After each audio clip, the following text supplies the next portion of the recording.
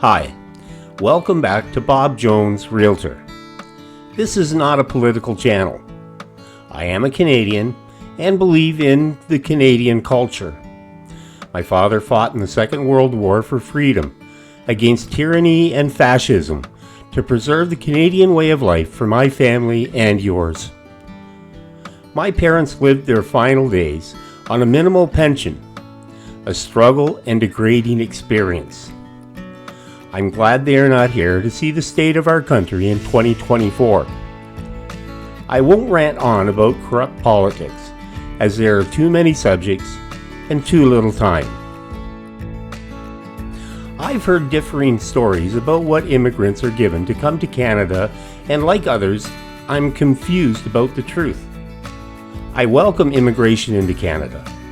As a realtor, my heart has been warmed helping some of these people find the homes they dreamed of.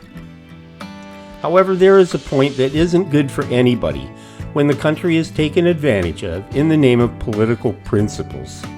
I've heard stories of families of immigrants receiving grants and support from our government far above the support Canadians get after 30, 40, or 50 years of working and paying taxes. To understand, I investigated our immigration policy, the Resettlement Assistance Program, or RAP.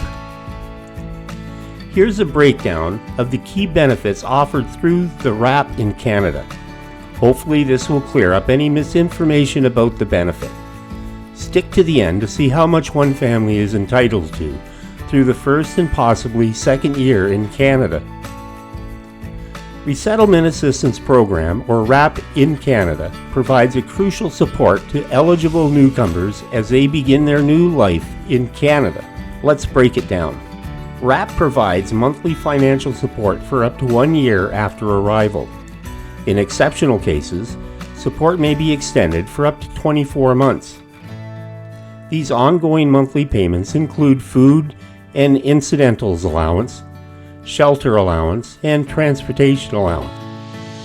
Additional benefits include housing assistance to find temporary and permanent accommodations, essential services like healthcare referrals and language training information, as well as basic orientation to life in Canada. Who qualifies for these benefits?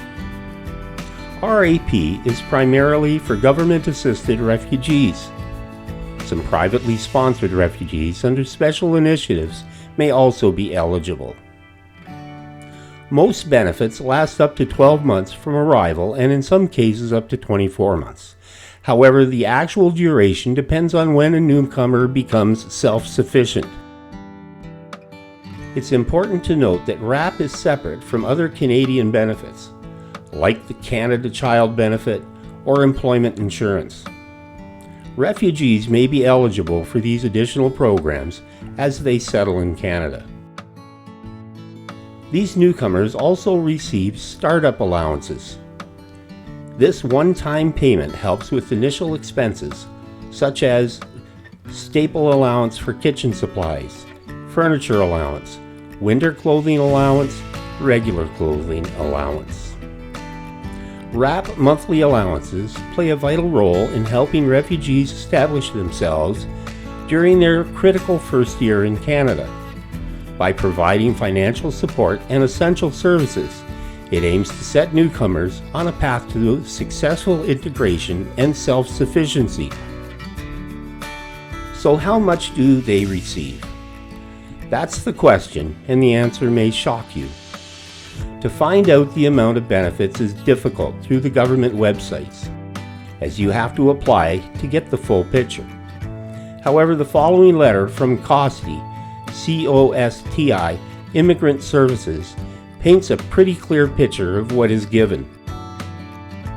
In Toronto, COSTI Immigrant Services is the designated provider of the Resettlement Assistance Program, funded by Immigration, Refugees and Citizenship Canada. COSTI is providing immediate and essential services to refugees settling in Toronto. A letter from COSTI revealed the allowance of one family benefits as follows. From the amount of child tax benefit, I believe they have 3 children. They are entitled to $1,899.41 monthly income supplement, $949.70 monthly employment settlement policy, $1,800 monthly child tax benefit, $500 monthly RAP housing top-up allowance. These benefits equal to a monthly income of $7,898.81 monthly. This family is also qualified to receive a one-time lump sum of $16,224.95 when they get here. In the first year, this family is qualified to receive $94,785.72 from monthly payments and another $16,224.95 from the one-time payment, totaling $111,010.67. If they get it extended to 2 years, that's $205,796.39 from Canadian taxpayers for one family. Canada aims to welcome 485,000 new permanent residents in 2024. This includes various immigration programs, such as economic, family, and refugee categories. The RAP is part of Canada's efforts to support these refugees and provide them with essential services upon arrival. Again, let me clarify, I am not against immigration. However, it makes me wonder why a couple over 65, after working their whole lives, are expected to live on less than $3,000 a month. I wonder why 2 million Canadians are visiting food banks monthly, and why homeless encampments are growing in our cities across the country.